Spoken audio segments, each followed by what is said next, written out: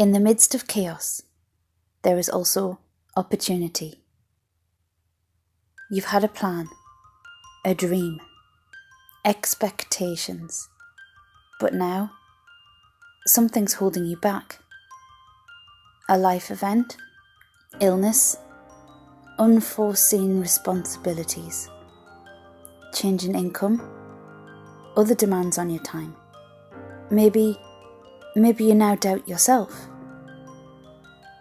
One of the most important things you can do for yourself is to have a dream. The plans and goals that you set to achieve that dream give hope, structure, and purpose. Remember, even when those plans are disrupted, it's your dream that remains your destination, and how you get there is entirely flexible. When plan A looks impossible, make plan B, or even plan C. Perhaps it will take longer, perhaps the journey will be different, but if you want to make that dream a reality, then looking for a detour might actually be the best way to get there.